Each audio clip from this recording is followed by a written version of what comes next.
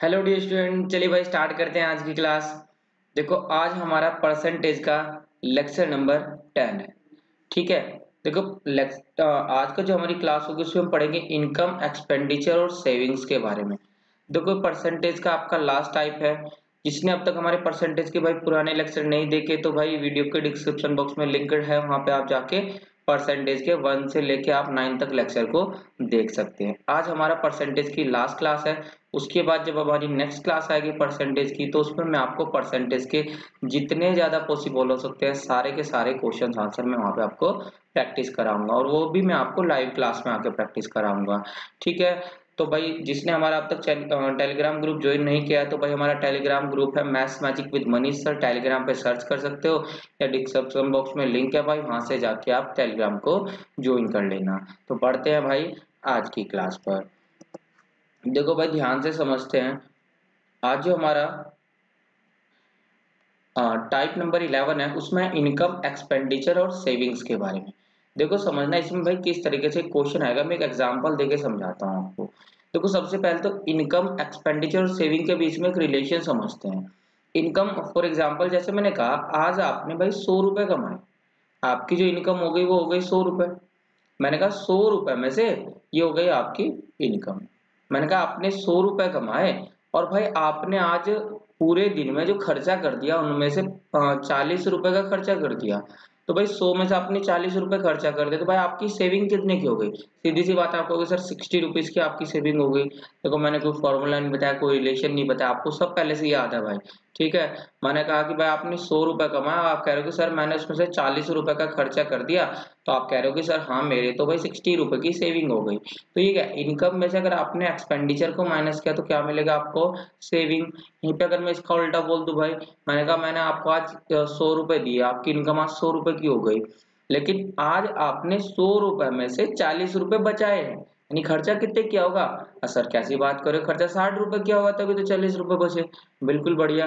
तो भाई वही चीज है, अगर भाई मैं कहूँ अगर आपने 100 रुपए कमाए और उनमें से 40 रुपए का आज आपने सेविंग कर ली, तो खर्चा कितने किया? आपको सर 60 रुपए का। यानी अगर मैं इस बार इसको इनकम कहूंगा और मैं कहूंगा इसको ये मेरी सेविंग है, तो ये क्या हो जाएगा? एक्सपेंडिचर। यहाँ से भाई आपको रिलेशन तो समझ में आ गया कि अगर भाई इनकम में से आप एक्सपेंडिचर माइनस करोगे तो आपको क्या मिलेगा? सेविंग। और भाई इनकम में से अगर उल्टा कर देंगे भाई, सेविंग को माइनस कर देंगे, तो क्या मिलता है आपको? एक्सपेंडिचर।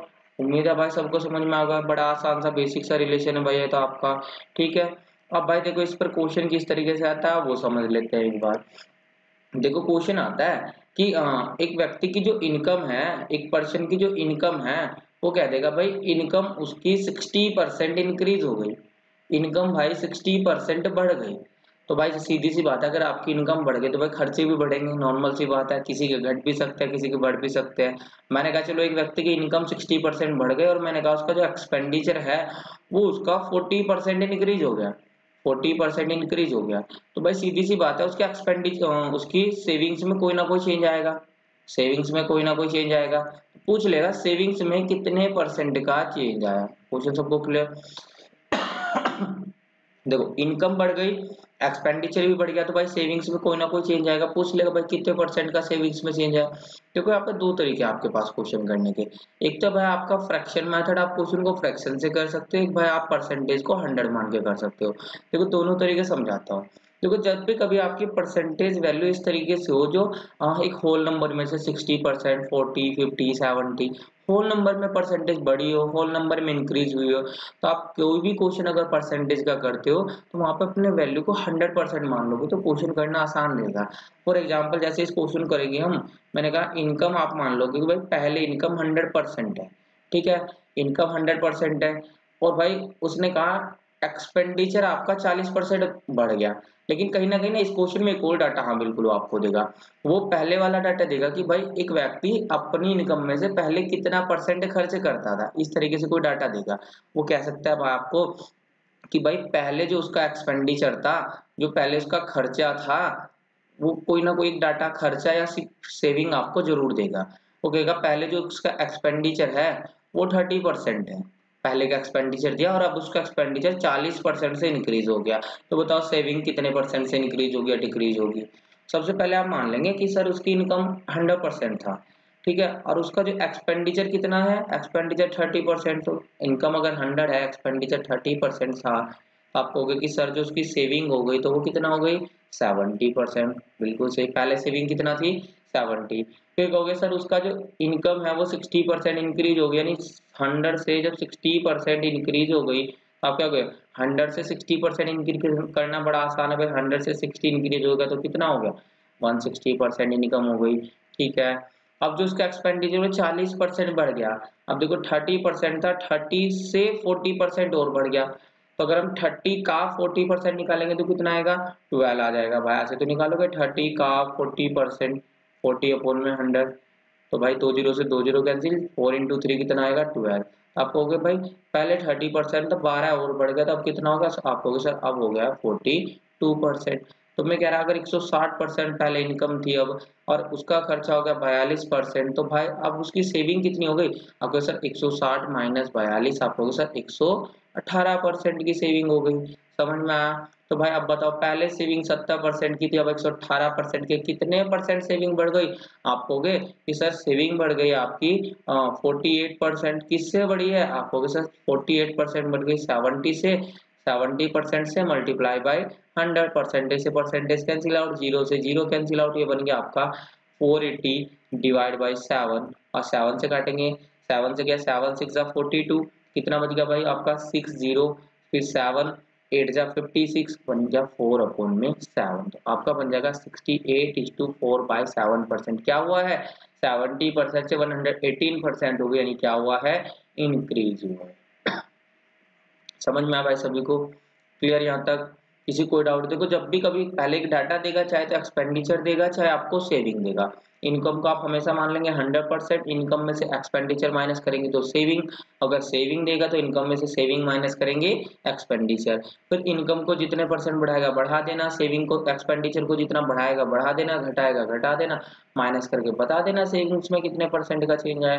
क्लियर भाई सभी को, बढ़ जाए आगे। देखो इसके कुछ क्वेश्चंस की प्रैक्टिस करते हैं। देखो जब भी कभी इस टाइप का आपका क्वेश्चन बनेगा, तो आपका जब भी क्वेश्चन बनेगा तो लैंग्वेज में थोड़ा सा कंफ्यूजन करेगा आपको। एक क्वेश्चन में दिखाऊंगा आपको कि लैंग्वेज में किस तरीके से क्वेश्चन घुमाता है। तो बढ़ते हैं क्वेश्चन की ओर। देखो सब क्वेश्चन की ट्राई करेंगे भाई मेरे साथ।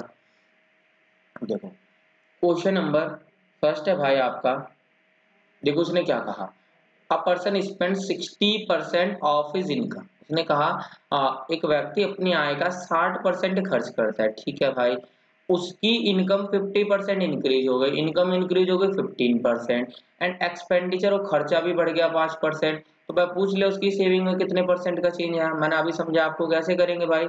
आप मान लेना कि सर उसकी इनकम कितनी थी, 100%। आप इसको फ्रैक्शन लेके भी कर सकते हो, ठीक है, कोई ज्यादा बड़ी बात नहीं। आप मानेंगे भाई उसकी इनकम 100% थी, उसने एक्सपेंड कितना कर दिया, इसमें से कितना खर्चा कर दिया, 60% का, तो उसका एक्सपेंडिचर कितना है, 60% का।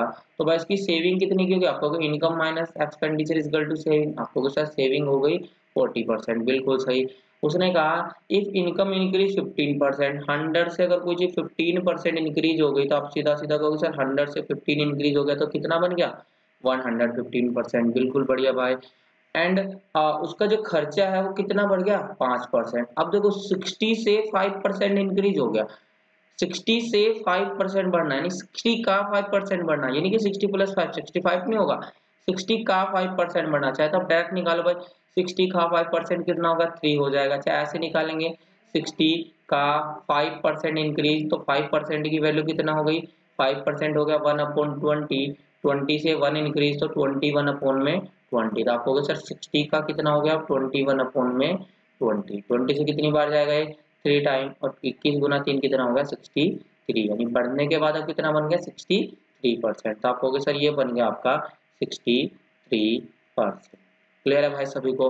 अब मैंने कहा भाई इनकम अगर 115 रुपए की थी और भाई आपका एक्सपेंडिचर 63 का था, तो भाई आपका जो सेविंग्स हो गई कितना हो गया, 115 माइनस 16, 5 में 3 गया 2, 11 में से 6 गया, कितना बचेगा भाई आपका, ये बच गया आपका 52।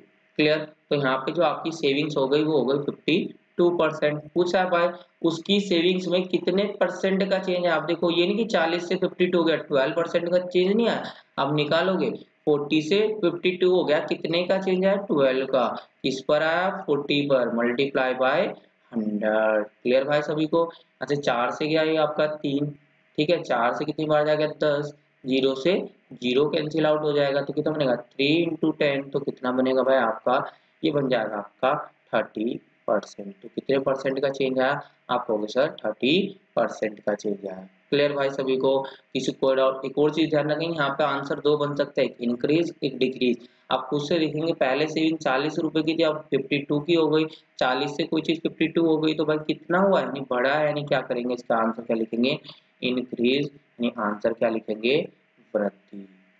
क्लियर भाई सभी को। ट्राई करेंगे, देखो सिर्फ परसेंटेज में ना देके डाटा, कुछ आपको रेशियो में डाटा दे दिया तो एक बार इस क्वेश्चन को ट्राई करेंगे। देखो रेशियो में दी गया तो रेशियो में भाई रख लेंगे वैल्यू को, कोई ज्यादा बड़ी बात नहीं है, ठीक है। देखो उसने कहा है Mohan spend 4 time of what his saving, कि मोहन अपनी बचत का 4 गुने खर्च करता है। कहने का मीन है जितना मोहन ने सेविंग किया उसका 4 टाइम उसने क्या किया खर्चा किया। अगर मैं बात लिखूं यहाँ पे मैंने लिखा सेविंग और यहाँ पे लिखा मैंने उसका एक्सपेंडिचर, ठीक है।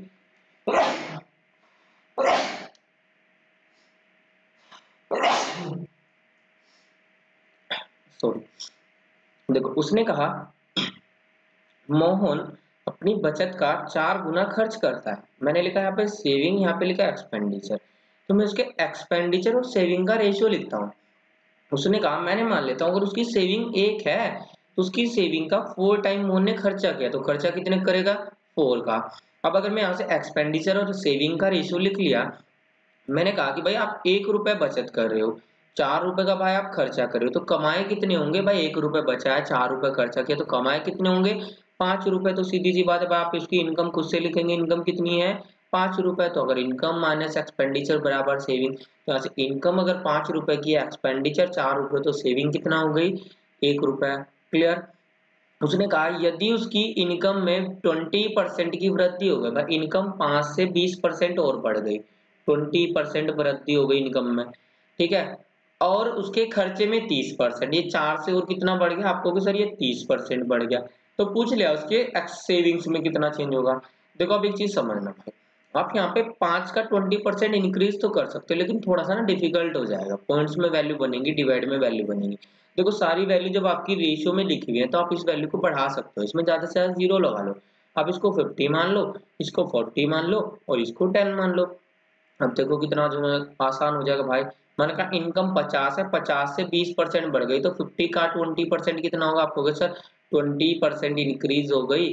अब देखो प्लस नहीं करते आप, 20% 1/5, 5 से एक इंक्रीज 6/5, आपको सर 50 का 6/5 हो गया, 5 से कितनी बार जाएगा 10 और 10 गुना 6 कितना होगा 60, तो सर इनकम हो गई 60, ठीक है। ऐसे एक्सपेंडिचर 40 का 30% बढ़ गया, डायरेक्ट भी निकाल सकते हो, 40 का 30% कितना होता है 12, 40 + 12 कितना हो जाएगा 52। ऐसे नहीं निकाल सकते तो आप कहोगे सर 40 का 30% कितना हो गया, आप कहोगे 13%, 3/10, आप कहोगे सर 13/10, 0 से 0 कैंसिल, 13 गुना 4 कितना हो गया 52, ठीक है। तो ये कहोगे अगर इनकम 60 थी एक्सपेंडिचर 52 का है तो सेविंग कितने की 60 - 52, सेविंग कितने की हो गई 8 रुपए की हो गई। तो बताओ भाई उसके सेविंग्स में कितने का चेंज है, आप सर कहोगे आप 2 का चेंज है सर, किस पर 10 पर मल्टीप्लाई बाय 100। क्लियर भाई, 0 से 0 कैंसिल, 2 × 10 कितना हो गया 20। लेकिन ध्यान देंगे इस बार, देखो इस बार सेविंग 10 से घट के कितनी हो गई है 5, 10 से घट के 5 हो गया, नहीं सेविंग में क्या हुई है कमी हुई है, तो इस बार आंसर क्या आएगा डिक्रीज 20, क्या हो गई है 20% डिक्रीज, 20% की कमी। समझ में आ भाई, क्लियर है। किसी को कोई भी डाउट, देखो अगर भाई डायरेक्ट परसेंटेज में अगर डाटा देता तो आप 100% मान लेते, ठीक है, नहीं परसेंटेज में दिया तो भाई मैंने रेशियो में वैल्यू को बना लिया, कोई ऐसी बड़ी बात नहीं है, बड़ा आसान कॉन्सेप्ट है भाई, सारे क्वेश्चन आप इसका उम्मीद है कर लोगे, ठीक है भाई। बढ़ जाए आगे, देखो इसका एक छोटा सा टाइप और बचता है भाई, वो भी मैं आज ही की क्लास में इसका कवर कर लेते हैं। बढ़ जाए आगे, देखो नेक्स्ट भाई आपका ये थोड़ा सा अभी हम बाद में करेंगे क्वेश्चन को, ठीक है। अभी हम करते हैं फ्रैक्शंस को, देखो समझना भाई ध्यान से। देखो टाइप नंबर 12 है भाई आपका फ्रैक्शन, टाइप नंबर 12 है फ्रैक्शन। फ्रैक्शन यानी कि हिंदी में कहेंगे इसको भिन्न, फ्रैक्शन यानी कि भिन्न, समझना बात ध्यान से। देखो फ्रैक्शन क्या होता है, जिनको आप P/Q की फॉर्म में लिख सकते हो, ठीक है। अब देखो इसमें क्वेश्चन क्या देगा, देखो ऊपर वाली वैल्यू को भाई आप बोलते हो अंश, हिंदी में कहते हो अंश, इंग्लिश में कहते हो इसको न्यूमरेटर, इंग्लिश में कहते हो इसको न्यूमरेटर। अगर भाई नीचे वाली वैल्यू को हिंदी में कहते हो आप हर, और इंग्लिश में कहते हो इसको डिनोमिनेटर। अब देखो क्वेश्चन क्या बनता है, क्वेश्चन समझ लेते हैं, क्वेश्चन इसका बड़ा आसान बनता है। वो कहेगा कि एक आपकी फ्रैक्शन थी, एक आपकी भिन्न थी, उसके अंश को यानी उसके जो p है अंश है उसको हमने 50% इंक्रीज कर दिया, अंश को 50% बढ़ा दिया, और वो कह देगा उसके हर को आपने चलो कुछ भी एक वैल्यू दे देगा कि उसके हर को आपने 80% इंक्रीज कर दिया। ठीक है, वो कहेगा P को 50% बढ़ा दिया, Q को 80% बढ़ा दिया, उसके बाद आपकी भिन्न बन गई 4/5। पूछ लेगा भाई ओरिजिनल में आपकी भिन्न कितनी थी, एक्चुअल में आपकी फ्रैक्शन कितनी थी। देखो इस तरीके के जब भी क्वेश्चन है, क्वेश्चन करना बड़ा आसान होता है। देखो वैसे तो बहुत सारे तरीके हैं। पहला तरीका कि आप इसको फ्रैक्शन मेथड से करते हैं कि भाई P को 50% बढ़ाया, 50% 1/2, मैंने कहा 2 से 1 बढ़ाया तो कितना हो गया 3/2। अगर पहले P था तो अब P का कितना बन गया, P की बन गई भाई 3/2। ऐसे भाई Q को 80% बढ़ाया, आपको सर 80% 4/5, 5 से 1 बढ़ाया कि सॉरी 5 से 4 बढ़ाया तो 9/5, ये बन गया आपका Q का बन गया आपका 9/5। ठीक है, और बाद में वैल्यू कितना बन गई 4/5। समझ में आया भाई सभी को। फिर मैं यहाँ से भाई मल्टीप्लाई कर देंगे, इस 5 की मल्टीप्लाई ऐसे ऊपर हो जाएगी, 2 की मल्टीप्लाई यहाँ पे हो जाएगी, तो हम इसको भाई नेक्स्ट लिखेंगे, ये बन जाएगा आपका P इंटू 3 इंटू में 5 डिवाइड में आ जाएगा आपका Q इंटू में 9 इंटू में 2, और इसकल टू कितना आ जाएगा, इसकल टू आ जाएगा आपका 4/5। कुछ वैल्यू कटती है तो ठीक है, देखो कोई भी डाटा यहाँ पे एलिमिनेट नहीं हो रहा है, 3 से कट सकता है, 3 से कितनी टाइम जाएगा 3 टाइम, ये 5 की मल्टीप्लाई इधर 3 गुना 2 6, 6 गुना 4 कितना हो गया 24। तो यहाँ से P/Q की वैल्यू कितना आएगी आपको, बस P/Q की वैल्यू आ जाएगी 24/25। समझ में आ भाई सभी को, क्लियर। तो दोबारा समझेंगे भाई क्वेश्चन क्या था, क्वेश्चन बड़ा आसान था। वो कहेगा कि एक कोई फ्रैक्शन है, उसके हर कोई सॉरी उसके अंश को न्यूमरेटर को 50% बढ़ाया और उसके डिनोमिनेटर को 80% बढ़ाया, उसके बाद आपकी भिन्न बन गई 4/5। एक्चुअल में भिन्न बताओ कितनी थी। दो तरीके हैं, पहला आप इसको फ्रैक्शन मेथड से कर सकते हो, मैं बताऊंगा फ्रैक्शन मेथड कब यूज करेंगे। तो फ्रैक्शन मेथड तब यूज करेंगे जब आपकी वैल्यूज जो बन जाए होल नंबर में ना बने, आपकी फ्रैक्शन बन जाए 16:2/3%, 57:1/7%, 83:1/3%। अगर ऐसे नंबर बन जाए तो भाई आप सीधा सीधा फ्रैक्शन मेथड लगाओगे। कैसे, 1/2, 2 से 1 बढ़ गया 3/2, यानी P का 3/2 हो गया, Q का कितना हो गया 4/5, 5 से 4 से 5 बढ़ गया तो कितना हो गया 9/5। जो भी मल्टीप्लाई करेंगे P/Q की वैल्यू से फाइंड आउट कर लेंगे। और दूसरा आसान तरीका, देखो एक आसान तरीका बताता हूँ इसका, वन लाइनर तरीका। वन लाइनर कैसे, देखो आप अपनी भिन्न को मान लोगे, आपकी भिन्न है P/Q। देखो कोई भी नंबर अपने आप में कितना होता है 100%, भाई ये P भी कितना है अपने आप में 100%, ये Q भी अपने आप में कितना है 100%, कोई भी वैल्यू अपने आप में 100%। मैंने कहा कि इस P को मैंने 50% बढ़ा दिया, अरे भाई ये 100% तो पहले से खुद था, ठीक है 100% पहले से खुद था, 50% और बढ़ा दे तो कितना हो गया 100% प्लस 50%। ठीक है भाई, उसके बाद ये Q पहले से कितना है भाई अपने आप में, आपको कि सर Q पहले से अपने आप में 100%, और इसको कितना बढ़ाया, इसको बढ़ा दिया आपने 80%, तो 100% प्लस 80% हो गया Q, और वैल्यू कितना बन गई 4/5। कहने का मतलब है जब भी कभी इस तरीके से होल नंबर दे तो आप सीधा सीधा क्या करेंगे, और जो भी अगर वैल्यू को बढ़ाएगा तो 100 में जोड़ के लिख देंगे, घटाएगा तो 100 में से माइनस करके लिख देंगे। तो फाइनल क्या बनेगा, ये बन गया आपका P/Q, ऊपर क्या बन गया मल्टी में 100 प्लस 50 150, और नीचे बन गया आपका 100 प्लस 80 180%। क्लियर भाई, ये भी ऊपर परसेंटेज, परसेंटेज से परसेंटेज कैंसिल, डिवाइड बाई था भाई आपका 4/5, जीरो से जीरो कैंसिल, 3 से कैंसिल जाएगा ये 5 टाइम, 3 से जाएगा ये आपका 6, तो 6 इंटू 4 24, 5 इंटू 5 25, तो वही निकल के आएगा P/Q कितना आएगा 24/25। क्लियर हुई बात सभी को, मेरी बात समझ में आया भाई। सीधा सीधा दो ही तरीके आप फ्रैक्शन क्वेश्चन करने के, चाहे आप परसेंटेज की फ्रैक्शन वैल्यू मान के कर लेंगे, बढ़ाएगा तो प्लस करेंगे ऊपर वाली वैल्यू को, घटाएगा तो माइनस, या फिर दूसरा तरीका कि भाई आप उसको 100% मान के भी सोल्व कर सकते हो। ठीक है, देखो जैसे क्वेश्चन भाई आपका दो क्वेश्चन कर लेते हैं जल्दी जल्दी से इस पर। देखो उसने कहा if the numerator of a fraction increase by 150%, भाई उसने कहा कि न्यूमरेटर को 150% बढ़ाया एंड द डिनोमिनेटर बाय 250%, और हर को कितना बढ़ाया 250%। तो आप सीधा सीधा लिखेंगे सर आपकी जो फ्रैक्शन है वो है आपकी पी अपॉन क्यू।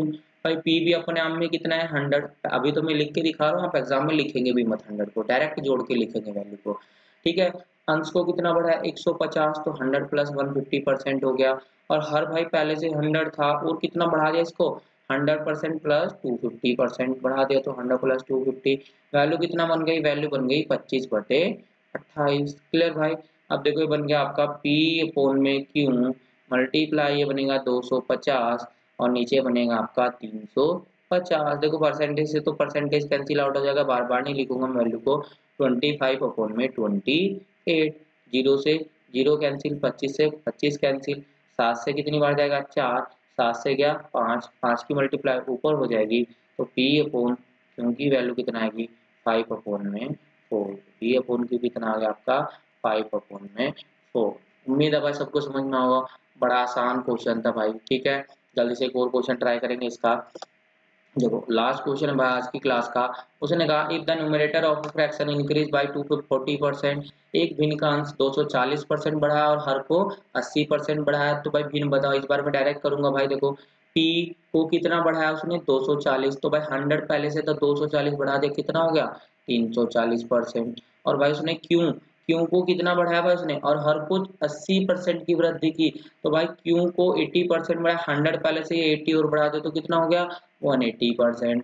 और भाई उसके बाद फ्रैक्शन कितनी बन गई, फ्रैक्शन बन गई 7 अपोन में 12, तो कहेंगे फ्रैक्शन बन गई 7 अपोन में 12। क्लियर। परसेंटेज से परसेंटेज कैंसिल आउट, कुछ कटता है वैल्यू, देखते हैं भाई कुछ वैल्यू, जीरो से जीरो कैंसिल आउट हो जाएगा।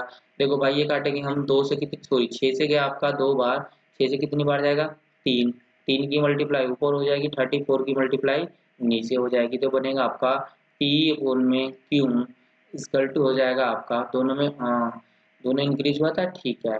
तो भाई ये बन गया आपका 3 इंटू में 7 ऊपर बन जाएगा और नीचे बन जाएगा 34 इंटू में 2, ये बन जाएगा आपका 34 इंटू में 2।